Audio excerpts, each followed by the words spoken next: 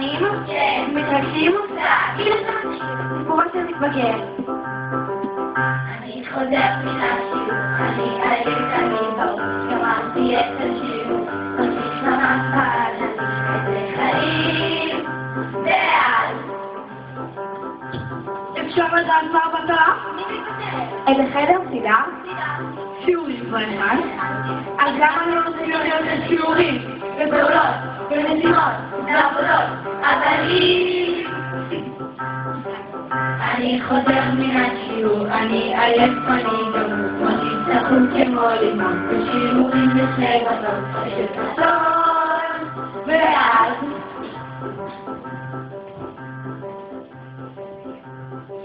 טוב, תגיד לי, מה? אתה לא מתכוון לנוח? איזה לנוח? אתה לא חושב שאתה מגזים? מה עשית? אולי תלך לשחק את החובות? נכון. בחייך, תשמע קצת, תשאיר קצת, תפול קצת, תנוח, תשעה, תירגע, תתבטא. זה לא נורא וזה טבעי, הם רק נוסעים לטובתי, אבל אני מקטר, מקטר, מקטר, כמו מתבגר.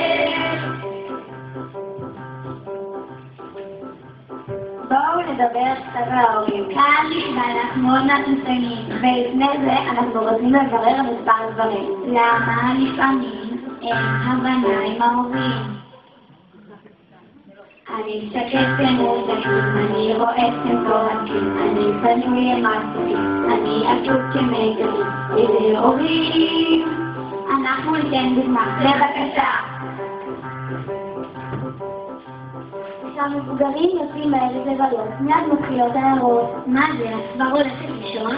כן, האמת הזאת לי קצת הגרון. מה, לישון בשעה כזאת? שהגיעה לחותך הקטנה, ואז תשליחי לכבות דורות. אתה אחות עוד יכולה, גברתי, אין מה לעשות. אבל אם אני רואה סרט מאוחר, מה יש? הכנתי פופקורן, מזגתי קומלה, שקט, הסרט מתחיל. הגיע הזמן שתלך כבר לישון. עוד רגע, זה תכף נגמר. קבל טלוויזיה, זה לא בשבילך. סרט כזה לא מתאים לך. חכה שתקלטת, שמחה, מבקשים שאתה התחלה, אדרה, ילדים, וקטן, וצעיר, וזרים, זה לא נורא, וזה טבעי, הם רק רוצים לטובתי, אבל אני משתתף, משתתף, משתתף, אותו מתבגר. טוב, הנה אני. תעלה ותבוא ותוקים מהלב. אוי! קרה משהו? השעון לא צלצל. אבל מה לעשות? קמתי מאוחר. מותר מאוחר מאשר הפעם. אלא מה? לא מצחצח שינה. וואי! משחק בקינטור. וואי! אומר שלום מאוד. אבל מה? וואי!